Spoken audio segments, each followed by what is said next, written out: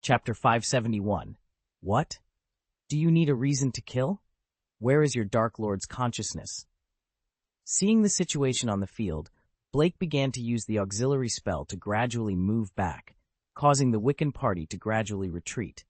This is not because he doesn't want to fight anymore, but because next, he wants to temporarily free up the battlefield. With these people here, it is really difficult for Blake to perform well. Those vampires did not stalk each other, because neither could do anything to the other, and if they continued fighting, there would be no results. Unless Blake is exhausted or killed first, they can directly kill the Wiccan party. However, my boss asked them not to hurt Blake. Therefore, after seeing that the opponent seemed to be slowly retreating, the vampires gradually gave up their melee attacks and turned to long-range magic spells. With the tacit cooperation of both parties, it didn't take long for the Wu Kui party to gradually withdraw from the battlefield. Seeing that the Wu Kui party was gradually withdrawing from the war, people on both sides had their own little thoughts. Of course, Dracula hopes that the other party will stop fighting. It is best for Blake to hide back to Hogwarts as soon as possible so as not to get hurt. After all, this is about his own reward. Grindelwald's idea was different. Grindelwald is actually a little confused. Why hasn't the fourth natural disaster taken action at this time? If they help, the current situation will be reversed in an instant. Although Blake has been hiding it from him, he can still realize that the people under Blake are no longer what they used to be. Because Blake, as an alchemist master, it is impossible not to equip his people with some powerful magic props. He felt that Blake was a little too conservative. Dumbledore believed that this was because Blake saw that there was nothing he could do and wanted to retreat quickly to prevent greater casualties. After all, Blake's physical strength was also limited. Perhaps his high-frequency assistance could not last long. Although he was unwilling to retreat now and let Voldemort leave, but, thinking about it carefully, it seemed that he could not completely kill him within a period of time. Looking at it this way, there was really only one way to retreat. Dumbledore thought of this. The wand in his hand glowed red, and a huge fiery red phoenix composed of Goobler's fairy fire directly forced Voldemort back more than 10 meters.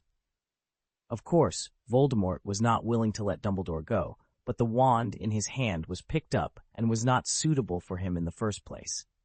Therefore, although he was resurrected this time and was stronger than before, it was still difficult to fight Dumbledore.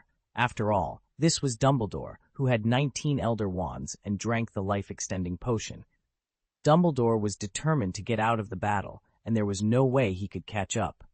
Wait until I get my wand back, Voldemort thought to himself. However, Blake certainly won't let him go back and continue to develop. If you want to kill Voldemort, no matter whether he is resurrected or not, today is the best time. Just when the two sides completely broke off and stopped fighting, suddenly, everyone felt strange wind sounds coming from the sky.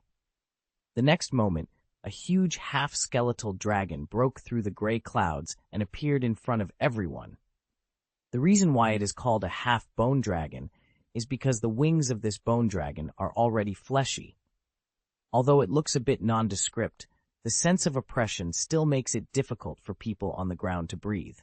Just looking at those eyes composed of green soul fire can make people feel cold all over. And on the head of such a bone dragon stood a man in black robes, man with skull mask. Necromancer? Dumbledore looked at the man warily. There is no doubt that the feeling of oppression on that guy is much stronger than that of Voldemort. When did this world start to have so many dark wizards? Seeing that Voldemort has not been eliminated yet, another more powerful one appeared. Thinking of this, Dumbledore only felt tired. There is no way that bone dragon exudes the aura of dark magic all over its body. It would be strange if you say that the person standing above is not a dark wizard. Next to him, Grindelwald was even more surprised. When did the fourth disaster have such an awesome person? Could it be Blake? But isn't Blake standing next to him? Who is that person? Grindelwald looked at Blake beside him, but Blake looked at the bone dragon in the sky expressionlessly, completely unaware of Grindelwald's eyes. Suddenly, Grindelwald noticed that Blake's face seemed a little too pale. However, Thinking about how Blake used auxiliary magic so frequently to save his men, Grindelwald guessed that this must be because he was tired. Grindelwald didn't know that the one who had been casting auxiliary card magic just now was actually a puppet transformed from Blake's puppet ball. And now, the person standing above the bone dragon is the real Blake. Originally, Blake planned to let the puppet appear directly, but now Voldemort has actually been resurrected, which means that there may be variables, so he is not at ease if he does not go into battle in person. Therefore, after Dumbledore rushed out just now, he did not revoke his disguise spell. Instead, he took the opportunity to throw the puppet ball, let the puppet ball transform into himself, and then threw his card to him. Then he carried the illusion body curse and arrived in the sky, above the bone dragon's head, which had already arrived. At this time, with the appearance of the bone dragon, flying carpets also appeared in the clouds behind him. On each flying carpet, there are rows of wizards also wearing black cloaks. On the ground, when Dracula saw the bone dragon, his body couldn't help but tremble. There was no way he would never forget the memory of being pushed to the ground by this thing and blasting the hammer. And the guy standing on top of the bone dragon, "It's you again," Dracula said through gritted teeth. "Yes, it's me again. Today, either you hand over Voldemort or you die." Blake's processed and penetrating voice came down from the sky. "You are the one who deserves to die, bastard!" Dracula pulled off his red cloak, and his body changed instantly. He directly transformed into a green-faced and fanged vampire king. Although he was beaten violently at the beginning, but now, the current Dracula is no longer the Dracula before. "Who?" Dracula flapped his wings and instantly rose into the sky. When the other vampires saw that the boss was showing his true colors, they also transformed and prepared to attack the enemies on the flying carpet.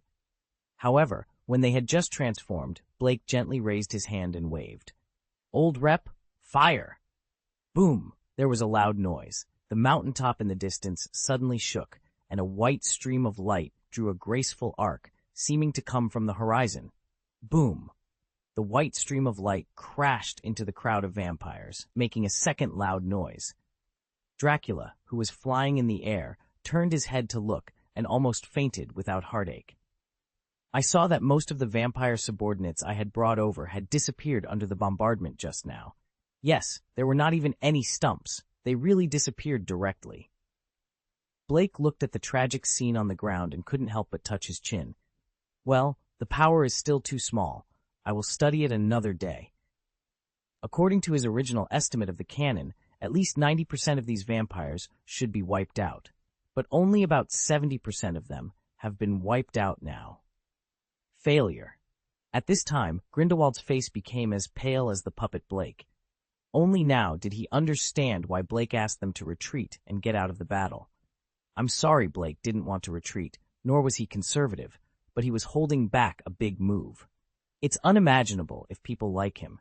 If you don't retreat and get bombed like this, there will really be no scum left. Dumbledore was also stunned as he stared at the explosion. This shell directly vaporized most of the thick-skinned vampires, which was really shocking. But this explosion feels like he has seen it before. "I'll kill you." Dracula's eyes were red, and he flew towards Blake. Blake waved forward again, and the members of the fourth natural disaster behind him jumped off the flying carpet one after another. These members were in free fall.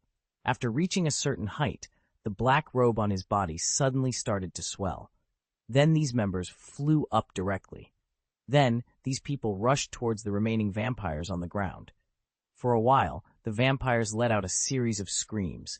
Because those guys from the fourth natural disaster actually took out Muggle firearms and shot at them. The most important thing is, the warheads are all pure silver. They are really afraid of silver. Faced with the charging Dracula, Blake ignored it and floated directly away from its big head, and then the bone dragon went directly towards Dracula to kill him. As for Blake, his eyes were fixed on Voldemort. At this time, no one can stop him from killing Voldemort. Eat him. Blake released his lich. The lich roared and rushed towards Voldemort quickly. Ah! Voldemort waved his wand angrily and rushed towards the lich. Although he felt a familiar aura on this lich, how could he back down when the other party was coming to kill him? Besides, he was Voldemort. How could anyone dare to step on him? Avada eats a big melon. Boom, the green light burst out and hit the Lich flying in the air hard. Sizzle. The Lich raised his hand and a black mist collided with the green light.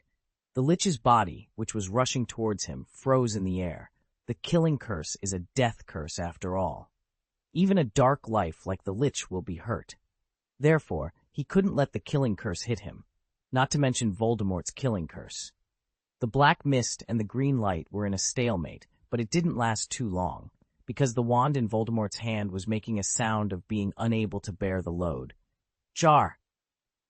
The wand picked up by Voldemort exploded instantly. Hateful. If I had a suitable wand, Voldemort felt very aggrieved. Now he is at his most powerful state, but he doesn't have a handy wand. This makes him unable to get any benefits from Dumbledore, and even from this weird creature. Suddenly, Voldemort felt the ring in his hand suddenly warm up, and then there was a hard object in his right palm. Voldemort looked subconsciously and saw a snow-white wand appeared in his hand. The material of this wand seemed to be the bones of some animal, about 14 inches. When he held this wand, he felt like he was holding the lifeblood of the world. The feeling of incomparable power made Voldemort intoxicated. Swish! Voldemort waved the new wand that suddenly appeared, and the Lich in the distance was actually forced back more than 10 meters. Oh, there is a wand hidden in the ring? Interesting. Blake waved his hand and asked the Lich to step back. The wand did look extraordinary, and it seemed to be very suitable for Voldemort. This allowed him to exert his full strength, which also increased his combat power. If Voldemort and Dumbledore were to fight now, they would definitely not be suppressed like before. Of course, it is still impossible for this wand to surpass the old wand. Blake doubted that the legend of the Deathly Hallows was true. After all, how could humans create such a powerful wand? You have hunted me before? Voldemort asked. I don't seem to have any grudges against you? No. Then why did you kill me? Blake asked in surprise. When you kill people, don't you find a reason? Voldemort closed his mouth. The man in front of him was too powerful, of course, different from those who were killed by him later, so he wanted to test who this person was. After all, he didn't remember provoking such a terrifying pack. Urson, maybe a good talk could develop this person into an ally. However, this person's answer made him give up all his fantasies. Because the other party was obviously here to kill him, whether there was a reason or not, it didn't matter. Avada is biting the big melon. Boom! The green light suddenly flashed again. However, the green light stopped again. Blake raised his right hand, and as if time had stopped, the green light stopped 10 centimeters from his palm and could no longer move forward. It's the killing curse again. Don't you have any new ideas? Blake asked disdainfully. Voldemort did not answer, because he was trying his best to control 997's own shaky killing curse. You disappoint me so much, Voldemort. Blake waved his hand, and the green light dissipated directly in the air. Blake raised his left hand, and a floating skull composed of black mist suddenly appeared on his palm. Voldemort felt extremely angry. When had he been despised like this? Swish! The wand waved again. This time the killing curse was indeed not used. Instead, various powerful black magics were used. Such a dense frequency of spells, such a powerful spell. I have to say that Voldemort is worthy of being the Dark Lord. Even a powerful wizard like Dumbledore would be in a mess when facing such a powerful and dense attack. However, Blake did not even take out his wand, but just gently waved his right hand. Then, those dense and powerful attacks were slapped away by him like slapping mosquitoes. Those spells hit the sand next to them, causing a series of violent explosions. No one would doubt the power of those spells. But even so, Blake still couldn't do anything. This made Voldemort, who felt that he was extremely powerful just now, feel powerless. The opponent was like a ghost without a body, and all his attacks were ineffective. How could he fight? Is this all you can do, Voldemort? It's really a pity. Then, let's end it all. Huh. The skull suddenly opened its mouth, and 2 black arrows rushed straight towards Voldemort. Although this attack looked simple and unpretentious, Voldemort felt a huge sense of crisis in his heart. He vaguely felt that if he was hit, it would be miserable. Voldemort released 17 or 18 completely different protective magics in front of him. However, with a series of bang bang bang explosions, those protective magics were directly blocked, seeing that the black mist was about to hit. When Blake saw Voldemort, a shield and a red rope suddenly appeared from the light gate behind him that had not been closed. The shield blocked the black mist for a second, and the red rope took the opportunity to tie Voldemort's waist and pulled him into the light gate. The speed was so fast that the two black mists did not catch up after piercing the shield. After Voldemort was pulled into the light gate closed quickly. But Blake never let down his guard, and of course, he would not let Voldemort escape so easily. I don't know when, he actually appeared directly next to the light gate. Moreover, he actually took out a magic wand in his hand. Avada, eat the big melon. The green light sank into the light gate at the moment when the light gate was completely closed and hit Voldemort solidly. Although the light gate was completely closed, at the moment it was closed, Blake saw that the one hit by the killing curse, Voldemort's body began to collapse again and was about to turn into ashes. That was the look of Black, who had lost all his souls, welcoming death. No. Blake faintly heard a female voice coming from the light gate that had not yet completely closed. Chapter 572, The Death of Voldemort. Voldemort was dead, no doubt about it. At this point, Blake can swear by his full level of undead magic. Necromancers are far more sensitive to death than anyone else. Ah! In the sky, Dracula disappeared into the sky with half of his body. It seems that he escaped using some mysterious method. The bone dragon held half of its body in its mouth and looked at the place where he disappeared with regret. After all, in his opinion, this sandbag was quite fun. All the other vampires have been wiped out. Blake turned around and looked at Dumbledore and Grindelwald in the distance. Dumbledore took a few steps forward, as if he wanted to exchange a few words with the mysterious Black Master in front of him. But how dare Blake come into close contact with Dumbledore? He just said coldly, "Voldemort is dead." Then he turned around and flew into the sky, stepping on the bone dragon's head. The other members of the fourth natural disaster also returned to the flying carpet one after another, and gradually disappeared into the sky with the bone dragon. Grindelwald also stared at the man in stunned silence. That man should be Blake's subordinate, and most of Blake's men are people borrowed from him. How could there be such a powerful person in his Wuqui party? If so, he, Grindelwald, should be called the boss. Therefore, Blake must have recruited people from other places.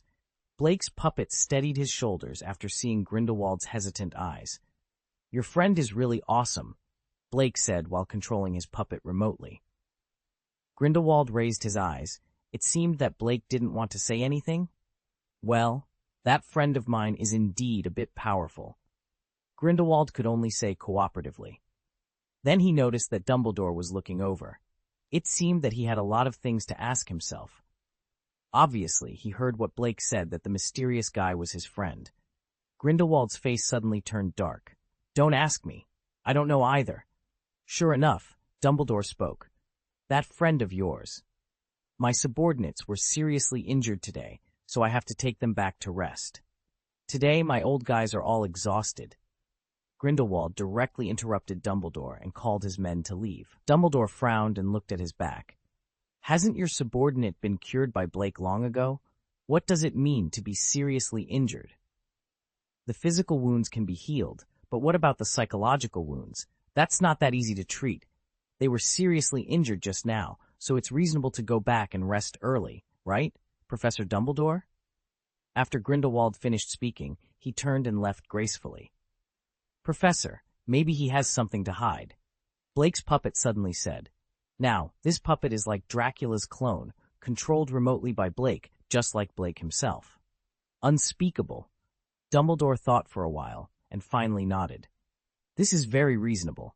Such a character may indeed not want people to know too much information about him, so he may have some agreement with Grindelwald. Otherwise, such a character would not have remained unknown in the past. Tit. Dumbledore glanced at Blake. "I felt, when the cannonball exploded just now, it looked a bit familiar, very similar to the alchemical explosive you detonated here before." Well, I did share the method of making this alchemical bomb with Professor Grindelwald. Maybe he taught that person? I didn't expect Dumbledore to be so sensitive. Blake just pretended to be stupid. Really? Well, maybe that's true, although that old bastard is not someone who is willing to share. He raised his eyes and glanced at Blake again.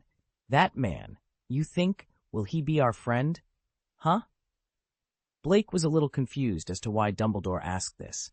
A mysterious dark wizard. Why did Dumbledore ask him if he was our friend? Oh, I mean, he helped us today, so I thought he might become our friend. Dumbledore took off his glasses and wiped them. Well, I think he will be our friend, Blake answered. Okay, as long as they are friends, let's go back.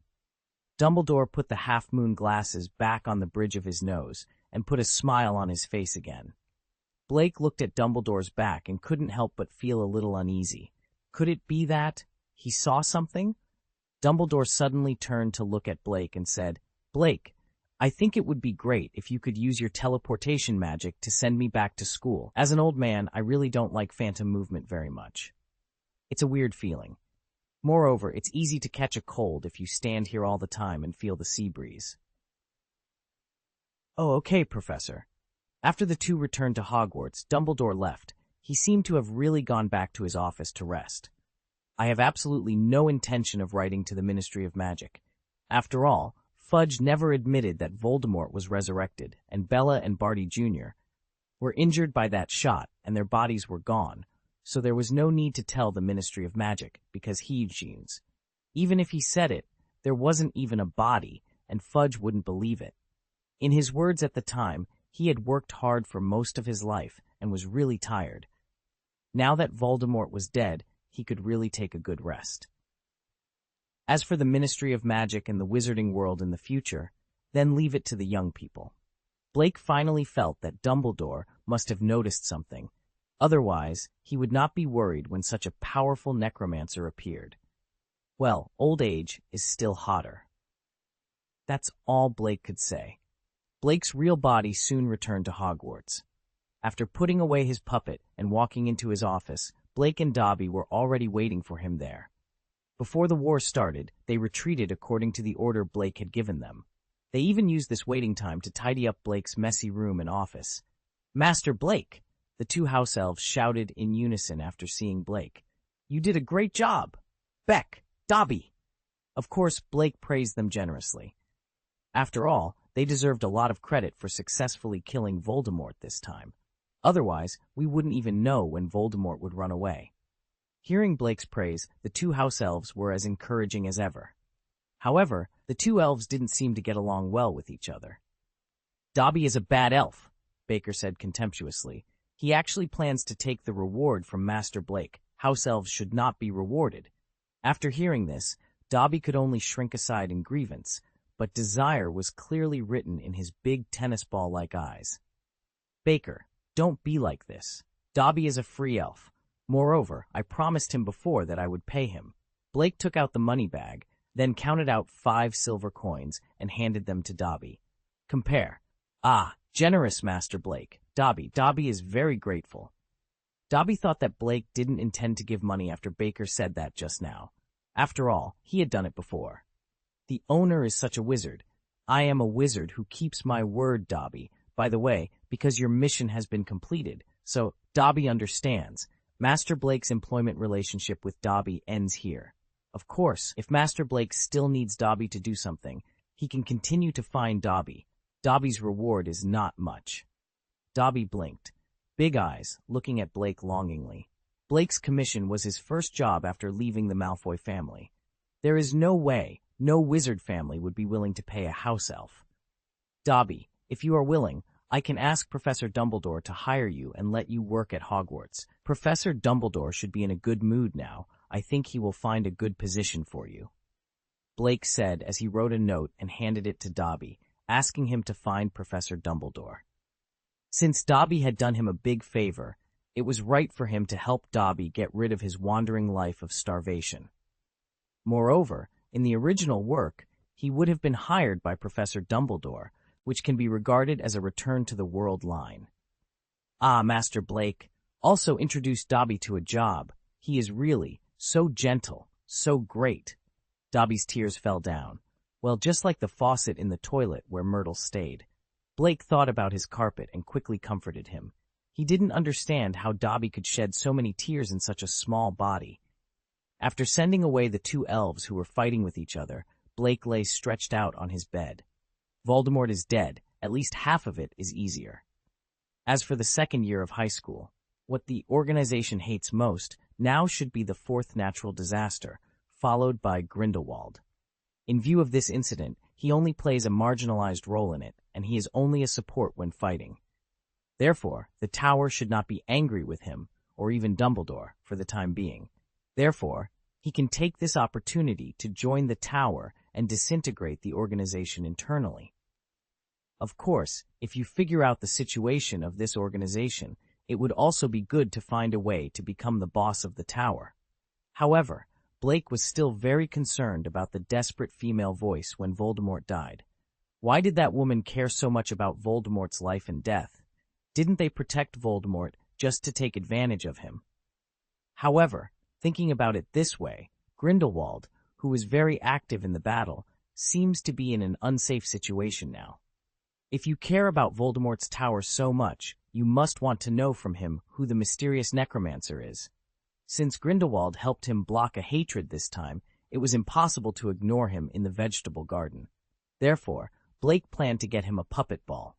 Usually the real body hides and only controls the puppet to move outside. In that case, even if the puppet is killed, there will be no damage to Grindelwald. Moreover, with Grindelwald's ability, he is not killed so easily. As for how to make the second puppet ball, that's easy. It will certainly take time for Blake to develop the technology of the puppet ball by himself now, but here is a finished product. When he was repairing it, he had already mastered the technology. It's very easy to make it again. That night, Blake used the dimensional gate to deliver a brand new puppet ball directly to Grindelwald. Only then did Grindelwald realize that the so-called mysterious friend was actually Blake himself. And Blake, who had been fighting alongside them all this time, turned out to be just a puppet. Of course, Grindelwald is concerned about this time. I am extremely interested in the alchemy tool that can turn into a puppet clone that is almost identical to myself. I have long been bored with those trivial matters. This time with the clone puppet, I can let the puppet help me complete these boring tasks, Grindelwald said happily. However, Blake quickly poured a bucket of cold water on him. But your puppet clone does not have autonomous consciousness. You still have to control it. So, you still have to deal with those trivial matters. Can't you create a clone that can work for me? Grindelwald said desperately.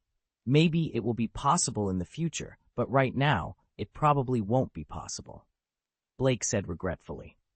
After leaving Nurmengard, Blake had a good sleep, but early the next morning, he was still wet. When Blake arrived, Snape had already woken up and was looking at the potion in his hand with resistance on his face. Severus, I know that the potion I brewed is not as good as yours, but I am very sure that its efficacy has not been weakened much, so please don't be too disgusted with it. Pang, Mrs. Frey said, with a hurt look on her face. Obviously, the potion she cooked was abandoned by this old villain. Good morning, Severus. Good morning, Madame Pomfrey. Blake walked in carelessly. It seems that our potions professor is unwilling to take potions? Snape frowned and looked at him, thinking that money was good for some reason. I think this guy is hateful. I think he just wants to drink the potion he brewed himself, Madame Pomfrey said, dissatisfied. Blake smiled and said, maybe we should give him some candy? Snape glared at Blake with a dark face. After a long silence, he explained, this potion, without a portion of fig powder, will make me sleepy. Oh, Severus, you are injured now. It will be good for you to rest more, Madame Pomfrey said helplessly. She didn't understand why this guy was so unwilling to sleep. Blake knew why, because he was still guarding against the remnants of Barry's tumor, and he couldn't let the sun shine. Otherwise, the remnant soul might break through his occlumency. Don't worry, Severus, you're fine. Blake smiled. Resolved? Snape raised his eyebrows and asked hesitantly. He felt a burning sensation in his arm last night, and the Death Eater's mark told him that the man seemed to be back. Yes, very clean and tidy. The things that affected your sleep are no longer there, Blake said firmly. After Barty Jr. died, the residual soul left in Snape's mind also disappeared, and that man also died. Gudong! Gudong! Snape, who had already gotten the answer he wanted, drank up the potion in one gulp. Sorry, Poppy, your potion went through very well. I'm just personal. Reason. Plop! Snape fell on the bed and fell asleep. The medicine took effect very quickly. Of course, it was also possible that Snape was too tired. After all, he has been very tight for so many years, and only today can he completely relax. Oh my God, did you hear that? Severus actually apologized to me. Madame Pomfrey was shocked. Blake smiled and said, Yes, Madame Pomfrey, I heard it, and I think you may find some more interesting changes in him in the future. Chapter 573. The Potter brand is a fake product. No oil removal at all. After experiencing that war that the world didn't know about, Voldemort died quietly, and Blake returned to his previous life again. After Snape woke up again, the first thing he did was go to the Marian orphanage and pick up little Lily, and this time he didn't hide it anymore. As a result, the little wizards soon discovered that their formidable potions professor actually had an extra daughter. Moreover, this daughter, like the famous Harry Potter, also has a pair of emerald green eyes. Since he had little Lily by his side, I think he seems to have become a little more cheerful. By the way, the last time I asked him for potions, he actually smiled at me. At the dinner table, Madame Pomfrey shared her knowledge about Professor Snape with Professor McGonagall in a very unbelievable way. Professor McGonagall smiled and said nothing, but every time she saw the slightly familiar face of the little doll, she could always think of her former student named Lily. Perhaps it was precisely because of this that Snape adopted the child. Otherwise, how could he name the child Lily? Professor McGonagall, who did not know the specific situation, thought so. At the same time, Blake was sitting next to Dumbledore in the staff seat, whispering to the principal. Professor Dumbledore, who was in a good mood, also happened to mention Snape's changes. After letting go of the restraints in my heart, Severus has changed a lot. It seems that I was indeed too cruel to him in the past. Dumbledore said with some guilt.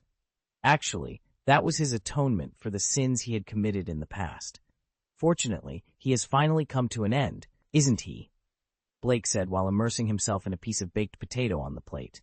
Yes, all the hard work comes with happiness. Dumbledore meant something.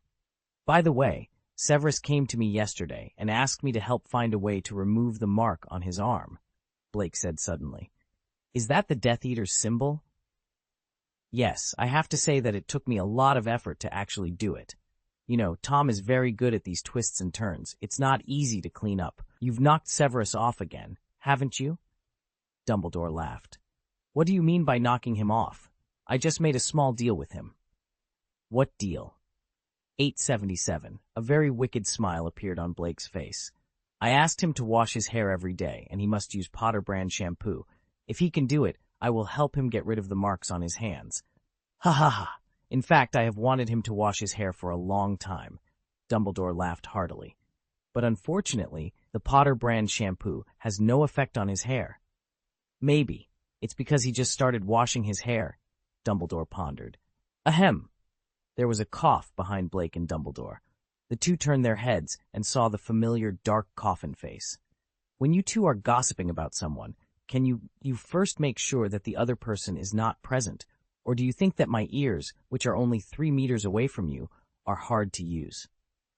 Snape said angrily. Blake was not at all embarrassed about being caught on the spot gossiping. Aha! Severus, I just mentioned to Professor Dumbledore that maybe the Potter brand is not suitable for you. How about you try the Lockhart brand? Although someone else has entered, his shampoo is still very effective. Shut up, if not. Snape took a deep breath and said, I would rather have that mark on me for the rest of my life, and I would never wash my hair with that brand of shampoo 89. Blake smiled. Oh, of course I know. In fact, I do it for your own good, Severus. After all, you don't want little Lily to see your greasy hair when she grows up and becomes sensible, right? I would definitely prefer a father who is neat and tidy and not sloppy at all. Snape was speechless again. When he heard Blake's request, he also refused, but his reason really made him unable to refuse. He could not, except that he looked very sloppy in the eyes of his daughter. So, Potter is Potter. The Potter brand is a fake product. It doesn't work at all. Ah, just like the people in their family. Snape turned and left, unwilling to stay here for even a second longer. Dumbledore and Blake looked at each other. He looks much better now than before. See, this is the power of love. It can change people, Dumbledore said with a smile. Dobby has a new job, Snape has love in his heart again, and Dumbledore has let go of the heavy burden in his heart, After Voldemort passed away, everything seemed to be going in the right direction. Of course, this was true for them, but for Blake, it was far from time to relax. Dumbledore and the others don't know anything about the tower, so they are safe now. As for Blake and Grindelwald, they already know enough about the tower, which is equivalent to setting foot in another area of the world. For them, this is a big mountain to cross. That organization called the Tower has always been like a mountain in Blake's mind. When he traveled through time, the butterfly effect had already occurred. In other words, this world is destined to be different from the original one. But facing this organization that didn't exist in the first place, everything is unknown. To be able to make someone like Dracula willing to work for him is enough to show the experience of the Tower. So, how did it appear? What did the butterfly effect change? What is the purpose of their existence? Why do they want to protect Voldemort? Who is that female voice who is heartbroken over Voldemort's death? Why is she so sad? Whether Blake and the Tower are at war or at peace depends on the Tower's attitude towards Voldemort's death. If Voldemort's death was of no importance to the Tower, then everything would still have to be discussed. But if Voldemort has an irreplaceable effect on the Tower, then this is an unbreakable hatred, and there will inevitably be a war in the future, which is unavoidable. In view of the heart-rending cry he heard at that time, Blake was more inclined to the latter. There may be a battle in the future, so at this time, before I lose my vest, the most important thing to do now is to step up development. However, what made Blake most uneasy was that during that battle, he saw many similarities with his own in the alchemy techniques in the Tower. For example, the ring in Voldemort's hand that is similar to the Ring of Power can bypass the anti-apparition curse and directly teleport people through the portal. Is this a coincidental similarity, or is it a trace left by my future self in the Tower? Blake only hopes this is a coincidence, because if he ever went back in time and participated in some construction of the Tower, then it is very possible that Gauda already knows who he is the moment he sees himself. In that case, how can he break into the enemy? Wait, is it because of this that they want to win over me? I wanted to test Dracula's place, but Dracula also made no move. Well, remembering that time when he lost half of his body and ran away, it seemed like an injury that would take a long time to heal. No matter what happens, the clone will have to be raised before it can come out again, so it is impossible to obtain their information in a short time. Blake guessed that this was his last functional clone. Otherwise, when he was injured in the World Cup last time, it wouldn't have taken so long for him to reappear. In any case, thinking too much on your own will not help. If you think too much, you may just be fighting against the air, which is completely unnecessary. It is better to focus on the present and continue to develop the power in your hands. For example, now, Blake finally has time to brew a simplified version of the transformation potion, and Dabao is honored to be the first guinea pig for this simplified version of the magic potion. It's not that Blake used it as a guinea pig. In fact, Blake was reluctant to let any of his magical animals be used as a guinea pig. He originally planned to use biotechnology to randomly cultivate the bodies of magical animals without souls, and then use these organisms to test medicines. But because the shape of this transformation potion is too similar to milk tea, and it also has a strong milk flavor, so Dabao secretly drank. At this time, it was looking at its claws that had become like human hands and was in a daze. Dabao, if you drink this potion, you will be able to transform into the form you most desperately want to transform into. Of course, you can control this ability by yourself. Of course, you have to spend some time to become familiar with it. Blake said helplessly to the greedy sniff. Dabao has been instructed by Blake to do various tasks that are difficult for him to do, such as cooking, processing potion materials, and so on. So it did think about making its claws more flexible. Then, after drinking the transformation potion, its claws turned into human hands. It's flexible enough now, but as a sniff, it doesn't want to turn its claws into human hands. If Blake hadn't said it could change back, it would have almost cried. Under Blake's patient guidance, Dabao quickly transformed his little hands back into little claws. However, it also fully masters the ability of transformation. However, since its magic power is not very strong, it can only partially deform its body and cannot directly transform itself into a human body like Xiongda did. Of course, if it drinks the original transformation potion, it can also directly transform into a human just like Nagini. However, the original transformation potion has two rare materials and is difficult to copy. Otherwise, Like wouldn't make a simplified version. Can you become smaller? Blake asked while testing Dabao's various physical data. Dabao looked at his body, then concentrated on using the tricks he had just mastered, and began to control his newly acquired deformation ability.